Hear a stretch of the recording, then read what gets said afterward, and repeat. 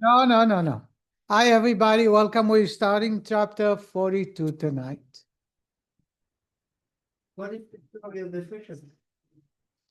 We have just completed 41. In chapter 41, we discovered the purpose of putting on tefillin. We also discovered the morning blessings.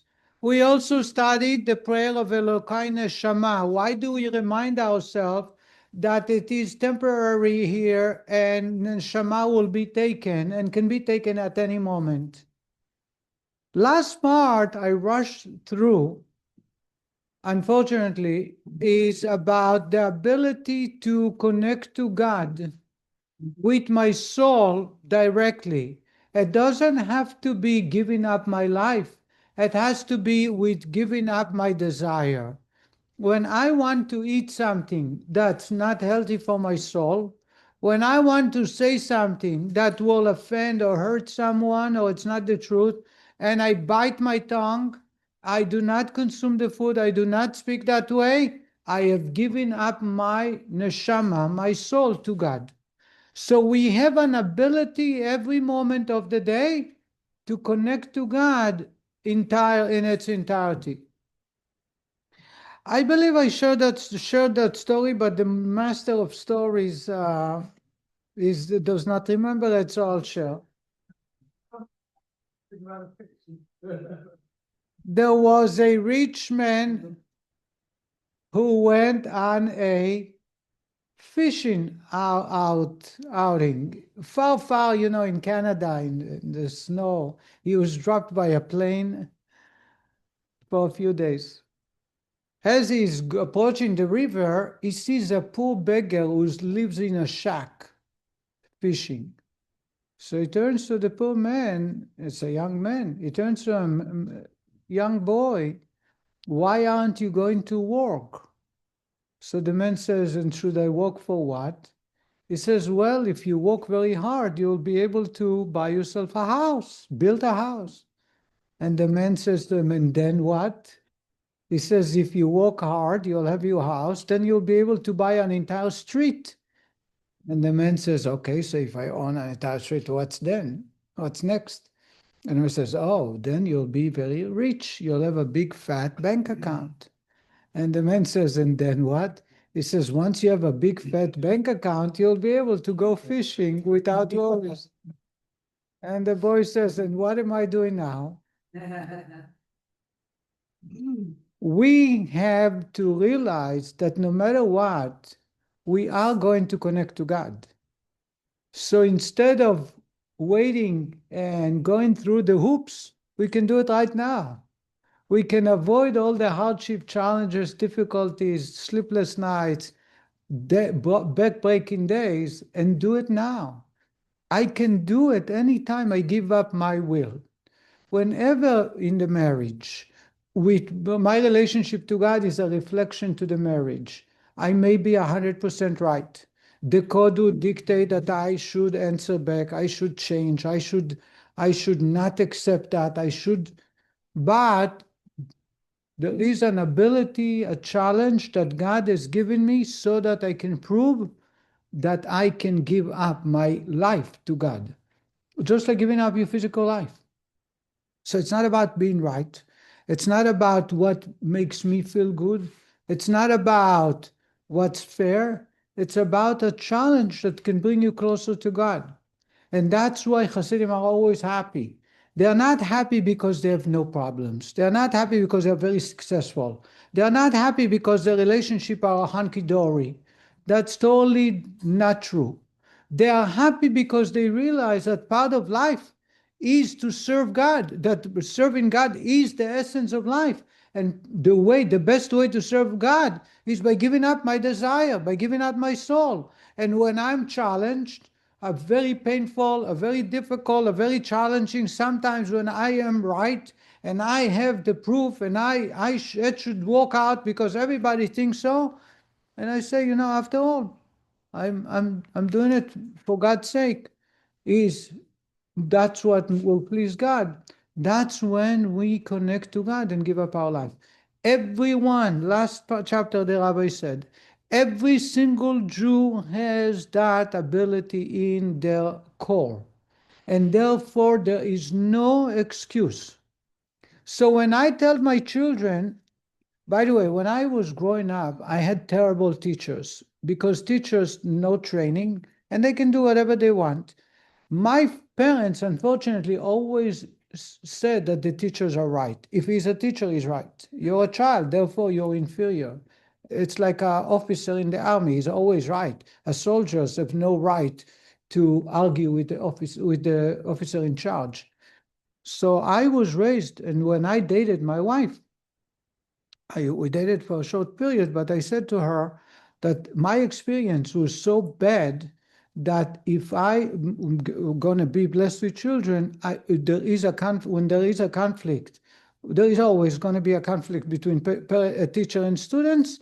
I will always be looking at both sides equally. In other words, I'll ask my child, I'll ask the teacher, and if the child is right, I would side with the child. And my wife accepted it.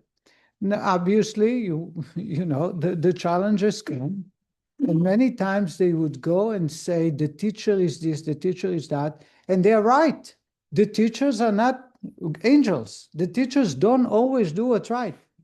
Sometimes I turn to the child and I say, but you have an ability to prove God that you are devoted to him.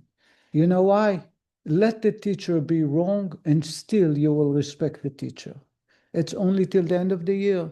Just doing so, this is what Mesirus Nefesh, this is what giving up your life, giving up your desire, giving up your rights, giving up whatever it is that you earned and you deserve, just because for God, it will please God.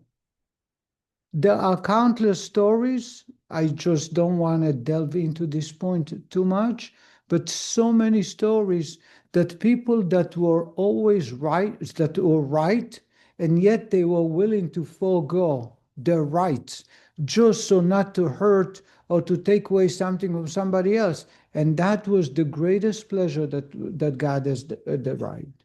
And that's the idea of Mesirus Nefesh Rabbi was speaking about. And therefore, the Rabbi is bringing it down to earth, and not in an esoteric way.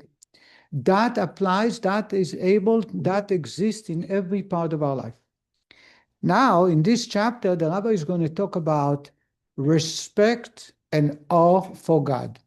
Another part of chapter 41 we talked about is that a servant of God, we call it the service of God. To serve God is inappropriate to serve God out of love. And we went through the details that love alone is not sufficient. You need to have respect or fear of God, fear.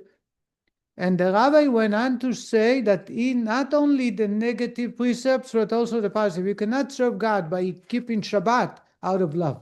You need to have respect for God. So therefore, you honor Shabbat the way God wants it, with food, with drink, with rest, not cooking on Shabbat. So the way you serve God in a positive way is also out of respect for God. In other words, it's the foundation and the start for every relationship that we establish with other people and of course with God. The Rabbi is going to speak about the idea of respect and awe for God that exists within everyone, and it's so simple that we can bring it to the fore. We can always benefit from it. That's the point the Rabbi is going to talk about.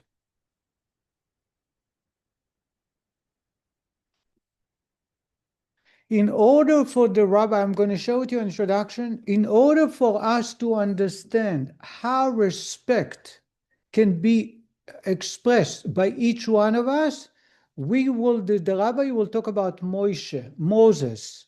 There is a Moshe first, and there is a Moshe in every generation. Not just Moshe Aaron or Moshe Zehev, but there is a Moshe, a leader that is appointed by God to connect with the people, and arise the idea of respect for God. In addition, the Rabbi is going to talk about the difference between Chokhmah, Bina, and Da'at. I think we spoke a lot about Chokhmah and Bina. Chokhmah is the first idea, Bina is the expansion of the idea.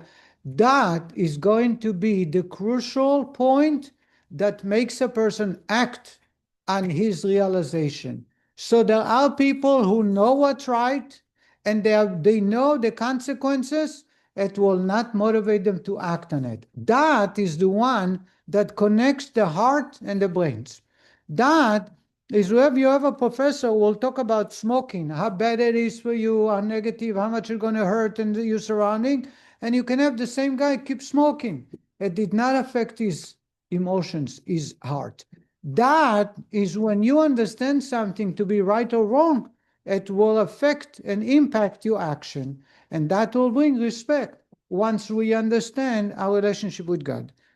Here it is, Perek Membez, chapter 42, page 626.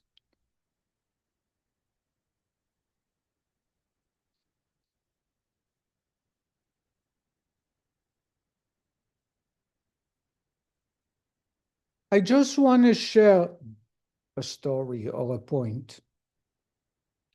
There is a tradition for Hasidim that towards the end of the Amidah, before we take 3 steps back, we recite a verse from Psalm with the name that begins the name, the Hebrew name of the person. So I have 2 names, I recite 2 verses. Anybody heard that from me before?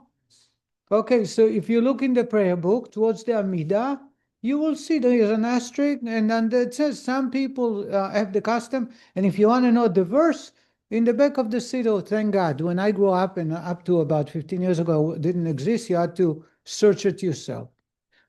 The reason is, when the neshama leaves the body after 120, it forgets about all pleasures of this universe. Everything that make you life, work hard, and feel achieved, a car, a house, whatever it is, it's gone. It has no value. So the neshama forgets about all the experiences of this universe, because it all was temporary. It all was attached to the body, not the soul. To make the neshama not forget its name, its Hebrew name, we recite verses of Torah, of Psalm, that reminds the neshama after she goes up there about the name. So when my neshama will leave, it will forget everything. It's like an electric shock. You forget about everything. Some people are going to say, what's your name? You would forget because you use your name in this physical universe. That's why I say verses 3 times a day, every time I pray, and on Shabbat 4 times, so that when I forgot, I will say, 1 second, let me recite the verse, and that verse will bring me back that name. I encourage you to learn those names. Why is it important to share? Because it's to show you that giving up your desires, giving up your urges is very easy. It's the urges and desires of the body, not of the soul. But the permanent desires, the permanent urges are the soul. And those urges are serving to God to do what's right. Chapter 42.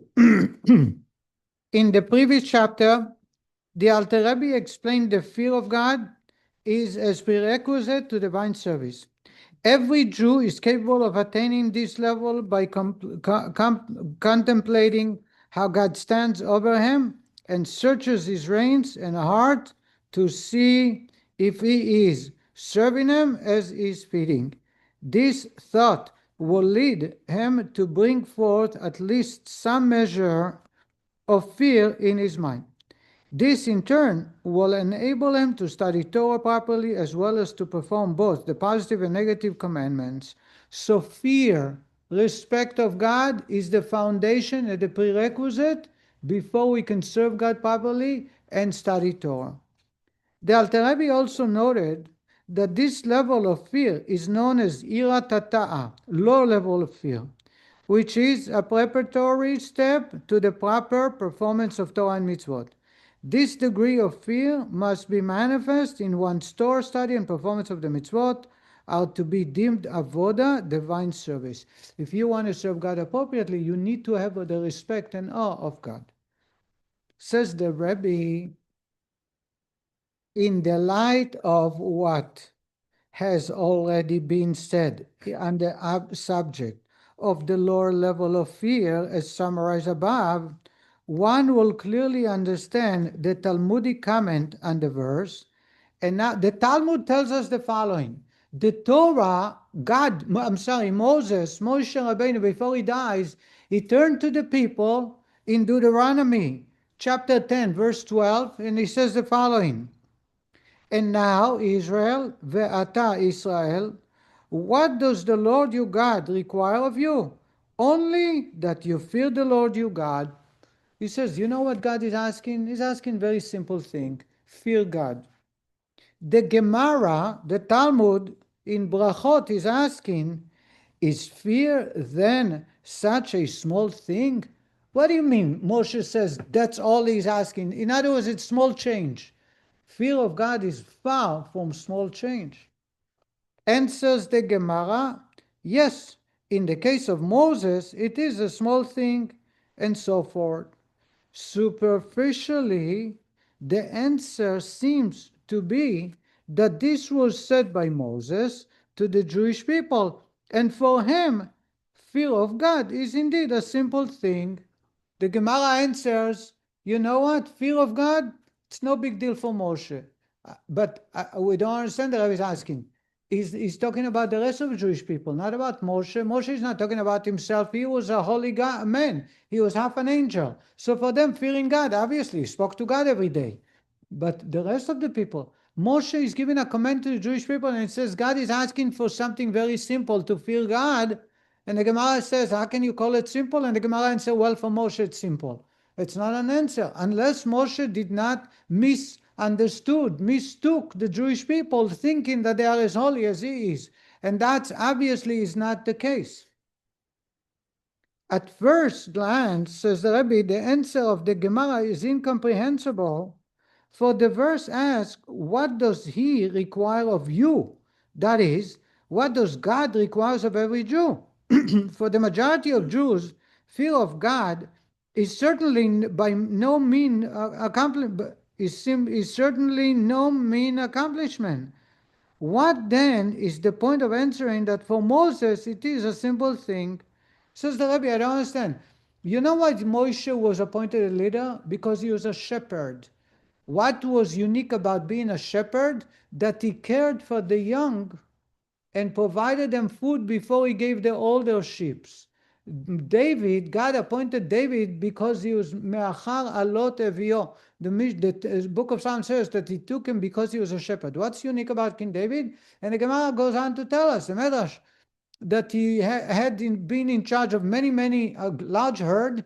He would let the young one go graze in the field first, so they can take the young shrubs and leaves. Then you'd put the older ones that lost their teeth, so they don't have to break and chew on hard, dry branches. Then you'd put the young one that was strong, they can climb up high in the trees too.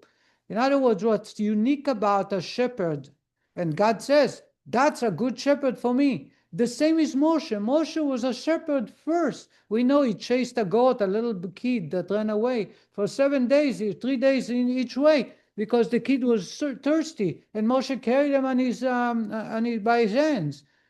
What's unique about a Jewish leader is that they care and connect to a person according to their level. It's impossible to say it's for everybody. Yet Moshe, that's the Gemara. The Gemara says, fear of God. Moshe says to the people, hey, fear of God, as God is asking for a small thing, fear of God.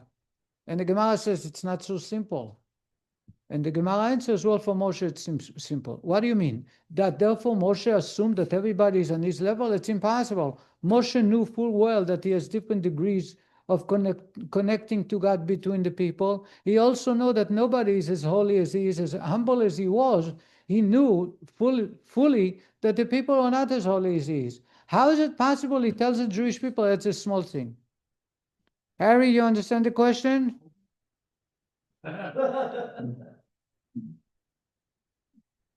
Thing is, when you think about it, do we concentrate on fear? How do we show it?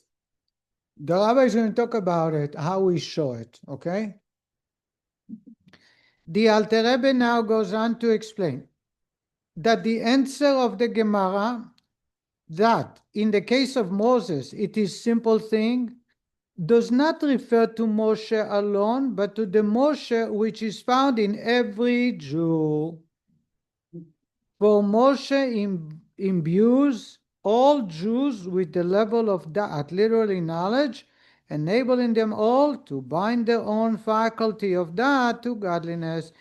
It is concerning this level of Moshe found within every Jew that the statement is made. In the case of Moshe, it is simple thing. For when a Jew utilizes the power of Moshe found within him, that is, when he binds his da'at with godliness, then fear of God is indeed a simple thing and easy to attain, as shall presently be explained. So the Rabbi Weinberg, who explained this, is already giving you the introduction, and I'm going to go a little farther. There are two things the Rabbi is going to talk about. I'm going to use the da'at for as a second part. The first part, the Rebbe is going to make sure that we are aware of something new that you won't find anywhere. And that is, there is Moshe in every one of us, male, female, children, it doesn't matter. Once, what? Along with the other 6 shepherds, yes, as we'll discover soon. Huh? Right. God is who we are, right? But the idea is that we have a choice. And God says to choose to respect God. And the question the Gemara is asking, how can Moshe make it so simple and attainable? After all, everybody is not Moshe. And the Gemara answers, for Moshe it's easy. And the Rabbi is asking, what do you mean for Moshe it's easy? We're not talking about Moshe, we're talking about other people. And the Gemara, the Rebbe, that's the Kabbalah understanding of the Gemara's answer. It's like Tzadi, things are easy. Right. So You're lucky to be a baby. right, exactly. So in other words, and the Gemara is giving that as a simple answer. Without the Hasidic understanding of the Gemara, there is no way to understand this answer. The Rabbi is going to teach us that Moshe exists within each one of us. There is a little bit Moshe that exists within us. And that Moshe enables us to fear God. And therefore it's attainable. Now we understand what the Gemara says. For Moshe, it's easy. You have Moshe. What is Moshe in every one of us? Da'at, which we'll talk about later. I want to talk about one more thing. The idea of Moshe is in 2 ways. There are 2 levels. There is one Moshe that existed 3,333 years ago that gave us a gift, a little spark, a chip that is imbued in every one of us. But then there is another Moshe in every generation that brings it alive. In other words, Moshe that lived 3,000 years ago, 3,342 years ago, is not enough for me. 3,346 years ago is not enough for me to be able to connect to God and the level of fear in an easy way. What is that God has planted a man, a human being, born to a father and mother, just like Moshe, and he is gifted with the ability to make me connect to God on the level of fear. And he is called the Moshe of our generation. And when he passes away, of course, and when he passes away, the one that inspires you. So the Rebbe is my Moshe. But the Rebbe spoke, I was present when the Rebbe spoke, that there is a Moshe in every one of us. And every one of us can be a Moshe by inspiring others. So when you go home, or you reach out to a friend and convince them to connect to God, you become his Moshe. In other words, for me, there is nobody like the Rebbe. And we see, nobody can dispute that. You know, when I moved to town, when I speak about the Rebbe, people will say to me, come on, there's the conservative leaders, there's reform leaders. Today, there is no match. There is no competition. I would meet here Hasidim from other groups. They would say, well, my Rebbe is as equal as you, Rebbe, and how come I don't make out of him so much? You know what? I would say to them, I wish you were as proud of my Rebbe as I'm proud of my Rebbe. Then you would speak about your Rebbe the same way. But today, there is no match. Those Rebbes today followed the Lubavitcher Rebbe, right? So that's the Moshe of every generation. That's the way I see. And today, it's impossible to dispute it.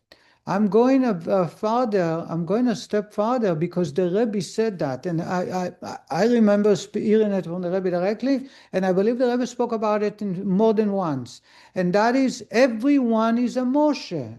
In other words, when you inspire someone, your family, the Rebbe says, a mother who cooks a meal, and she inspired the children to make a bracha before they eat the meal, and they enjoy the meal, and they say, let's thank God. She's the Moshe that inspired them to respect God.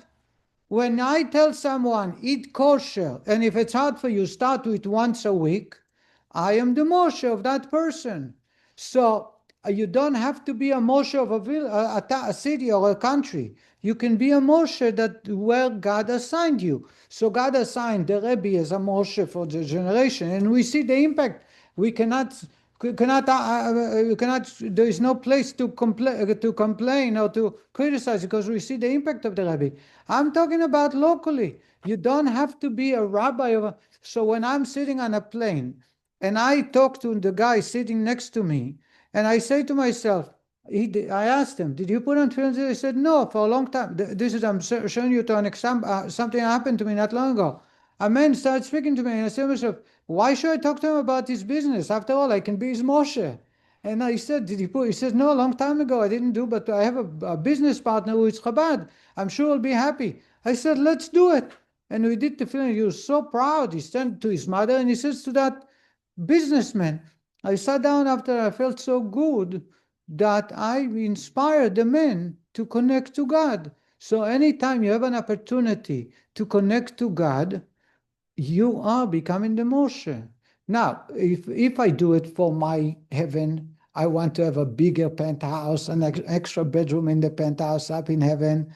It's called selfish, and there is no good there. As Chabad Hasidim, we despise this kind of conduct because it's been self-centered ego that is expressed. The idea is because that's my mission. I do it because it is my purpose. So if I'm a mother, if I'm a spouse, a wife, if I'm a husband, if I'm a partner, and I tell someone, connect to God, for whichever level they are on, I become his Moshe. Now, the Rebbe is saying, that he's going to say, as we're going to read, you connect, you are bringing respect and awe for God. It's for every person, it's very easy. On one level, the rabbi is going to talk about there is a Moshe, the first Moshe God created, and that Moshe gave sparks to every Jew. So in that way, I don't have a bigger part of Moshe than you do. The fact that I pray 3 times a day and you may pray only once a day does not change that fact. And therefore, anytime you want to have fear and respect for God, you can find it within yourself. The tool to find it, to dig it, as we'll discover soon, is that. But we're not yet there yet. Then the rabbi is going to talk about there is a Moshe in every generation.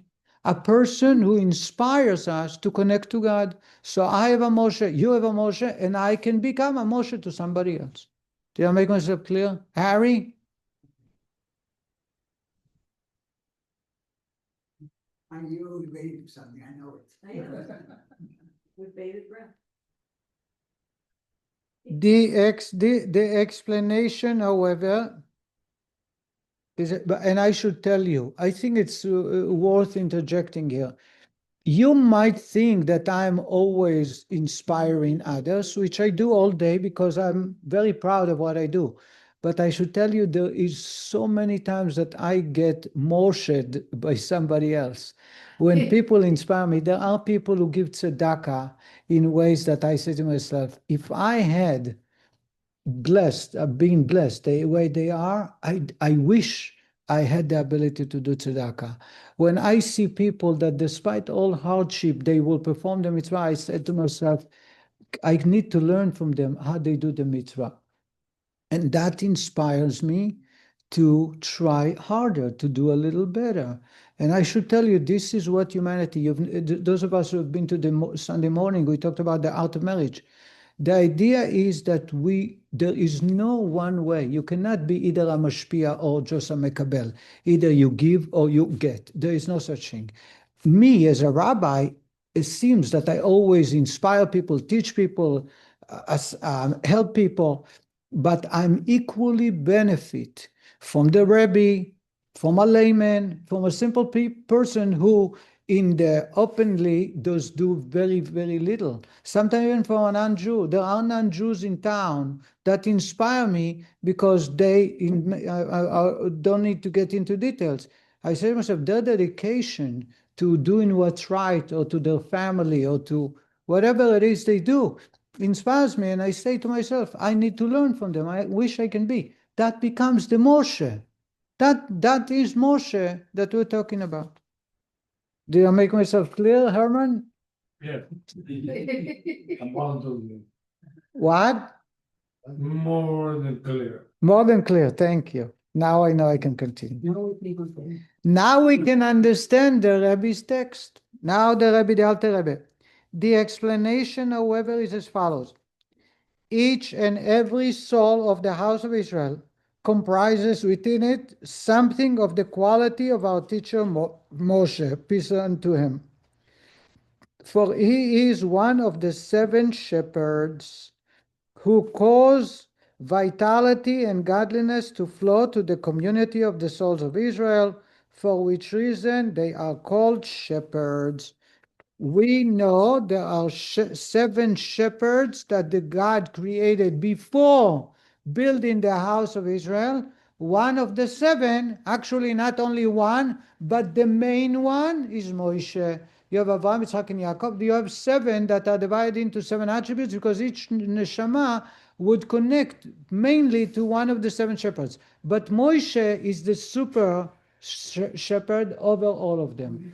So there were few before, there was few after, but nobody is compared to Moshe. And it's one of the 13 principles of our faith, that no one is close to God. What the rabbi is telling us, that no one is giving us like Moshe. No one who's close to God like Moshe, no one who's a prophet as Moshe. We just studied it in Rambam today, those of us who are in this morning. Moshe Rabbeinu's connection to God is bar none. Nobody is close.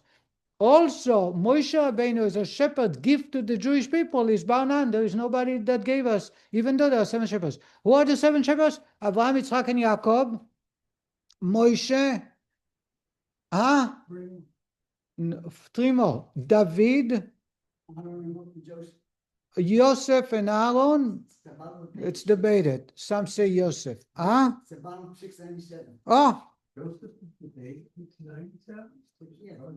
Joseph is one of them. You see? Avraham, Yitzhak, Yaakov, Moshe, Aaron, Yosef, David. I did into it.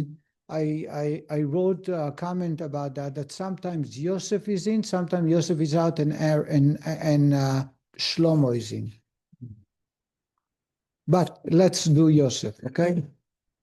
So there you have 6 shepherds, and they gave each one of us a gift. Some of us will get more from one of the 6, but everyone must get the chip of Moshe. I have a little Moshe within me. By the way, that's why 7 days of Sukkot, we celebrate 7 Ushpizin, 7 guests. These are the 7. Each night is dedicated to another one. The first night is Avraham, the second is Yitzchak, Yaakov, Moshe, etc. Do each one relate to one of the 7 Rabbi? By the way, if you look at the order, Moshe is the middle one. Just like a menorah has the main bone and the other three on each side. Look at the order. Avraham, that's not me, but it's known. Avraham, Yitzhak, and Yaakov on one side. Moshe is number 4, the middle one. Then come Aaron. Aaron was born before Moshe. And Yosef. Yosef was born before Moshe. Yet you put it to the other side. And David. David came after Moshe. Even though in the order of the 7, Moshe should be number 6.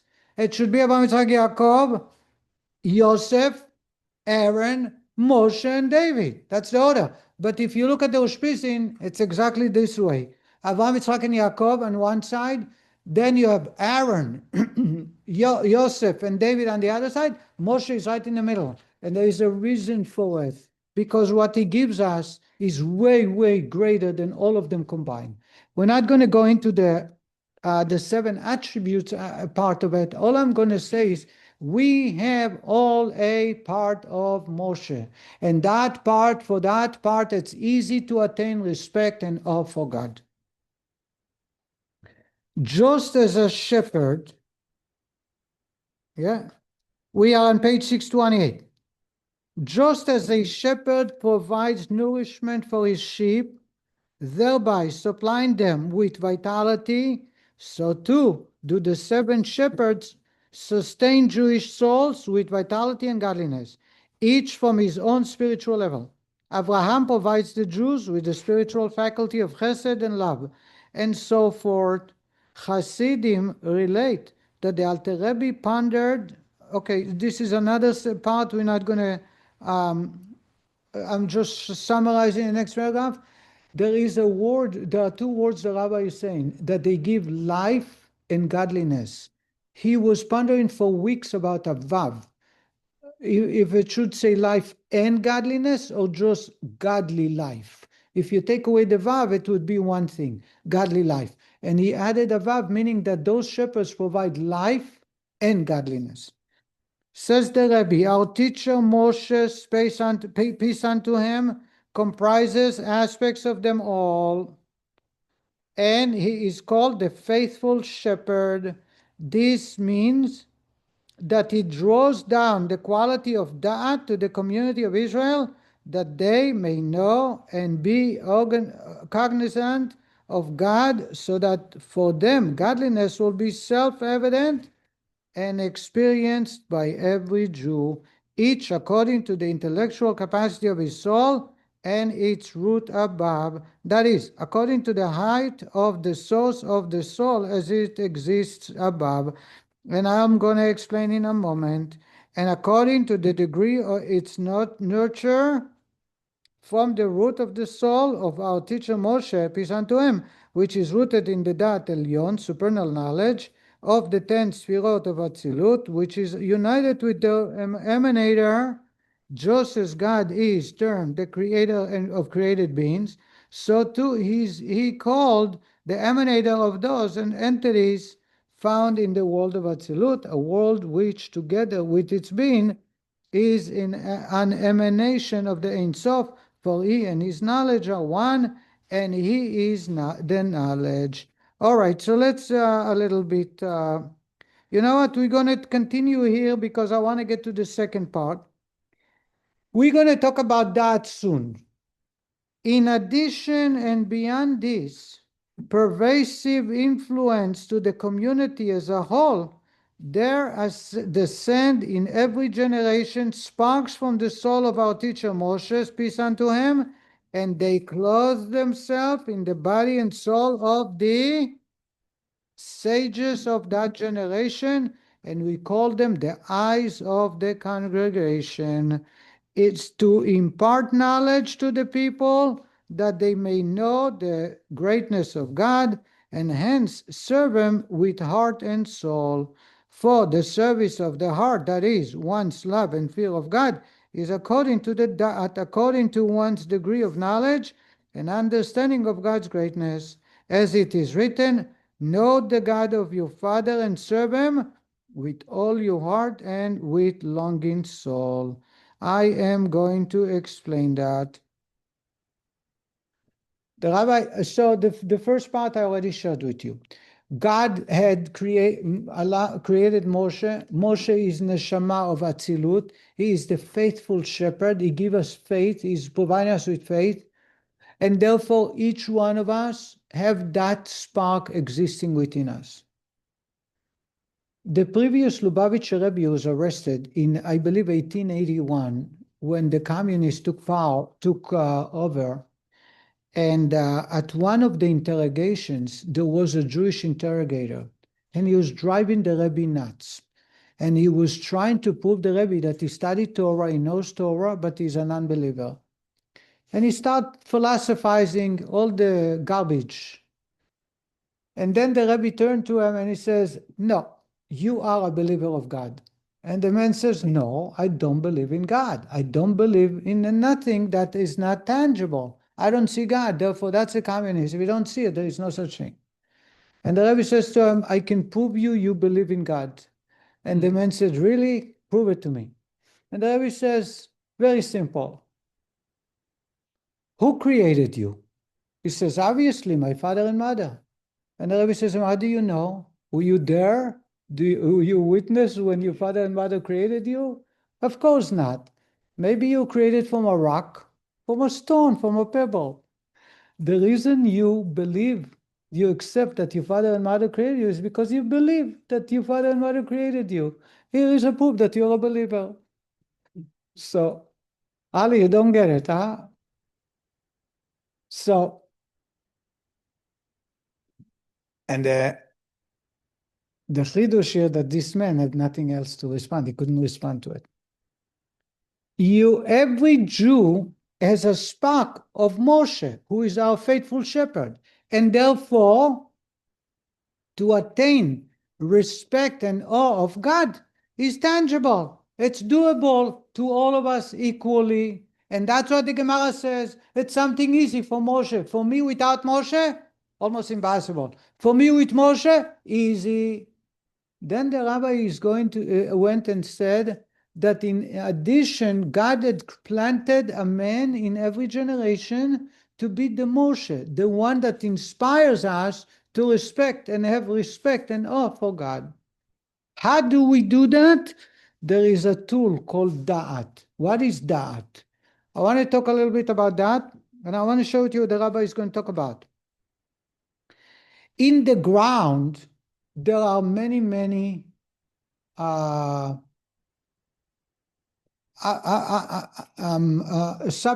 objects that are very, very rich and very important.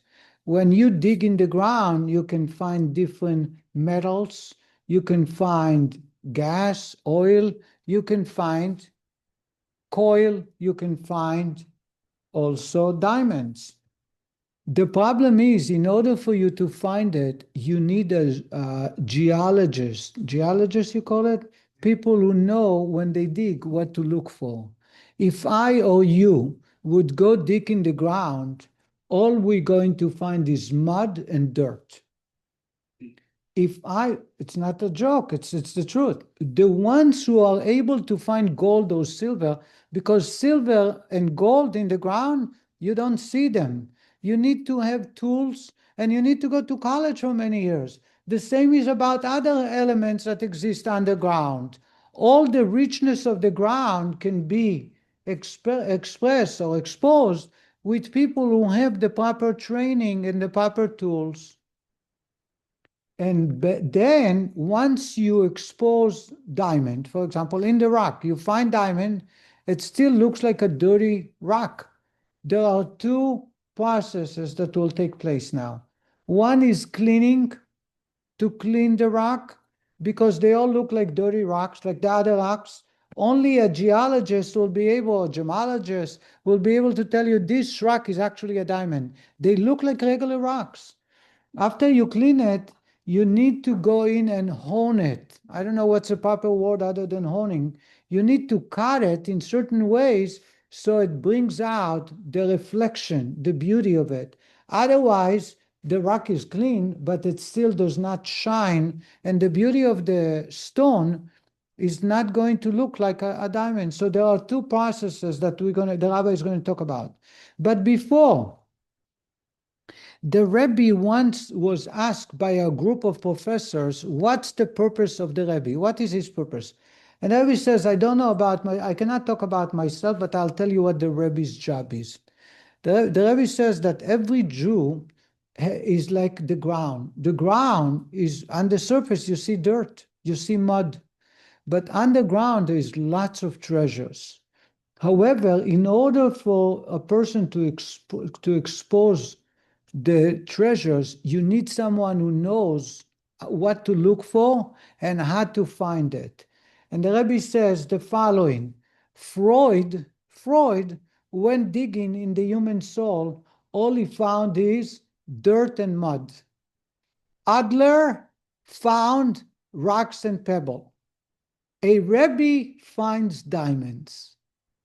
Because if you go digging in the soul, in the human soul, you can find a lot of stuff, but you have no idea. There is many more dimensions to the point I just made, but I want to stick to this, our discussion. That's the idea of a Moshe. The Moshe of our generation, in other words, the diamond, the DNA, the chip of Moshe exists within me. And in addition, many other diamonds and metals that are very precious metals. There is gold, there is platinum, there's all kinds. Are you okay? Can we, Jim, can you have them?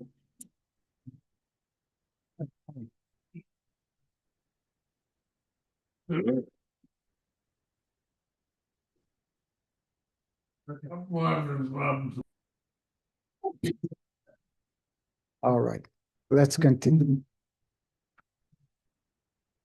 So you have many who try to dig into the neshama of a human being. Some of them, all they find is rocks and dirt.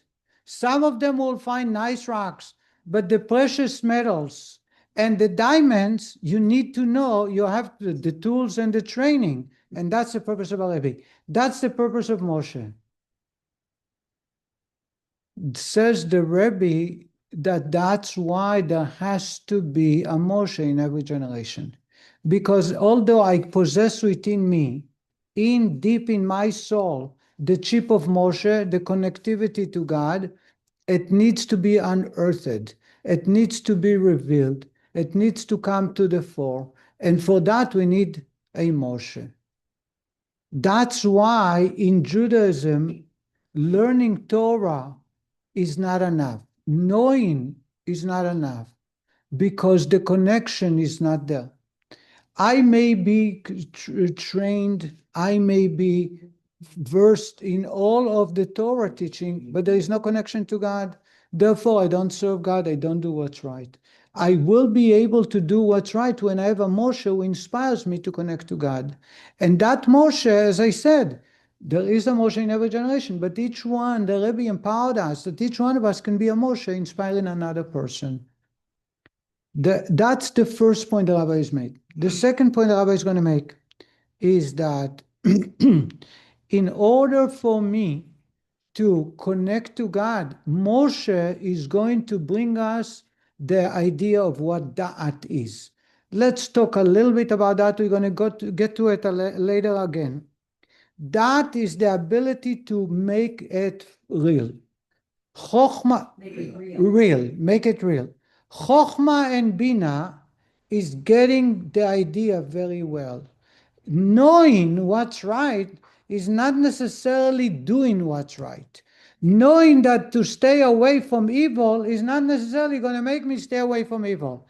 That is going to make me actually feel that and stay away from evil, makes me feel that and go over against my will and do what's right. Who gives me the power of that? Moshe. In every generation there is a Moshe. And that Moshe will, so me studying Torah all day, I will have Chokhmah and Bina. It will not, may not get me into doing what's right, into serving God the way God wants. There is only one way to make it happen, and that is Da'at. Da'at can be had through the Moshe that exists within us and can be brought up through the Moshe of our generation. Next week, I'm going to talk about the two levels of when you find a diamond, you need to remove the dirt, and second, you need to hone it and cut it, and you need to be a maven to understand how to cut it properly. I have been to Los Angeles in the Diamond District. It's one of the largest ones. And I've been to many offices, some offices of Israelis that were trained to cut diamonds. And they'll tell me that a little mistake will make a difference in tens of thousands of dollars. Because when they have a chunk and they have to cut it to pieces, they need to evaluate it, and they go for days looking how to cut it into small pieces to get the benefit of as much as they can, so many pieces. And then sometimes they sacrifice the size for the clarity or for the color. So it's worth for them, let's say, to cut it to smaller pieces, but those smaller pieces will yield $10. If they cut it to big pieces, it will yield only $7. That's one. Number two, if they make a mistake, once they have a plan of action to take that rock, it looks like a rock, like a little stone. Once they start cutting it, if they make a little small mistake, they lose thousands and thousands of dollars. When we deal with the neshama, we deal with a diamond, and it needs to be dealt with great gentle. And when it's unearthed, it has to be done by a professional. It has to be done by a Moshe. And that's why we need to have a Moshe in every generation. We will stop right here and continue next week, God willing. Thank you so much.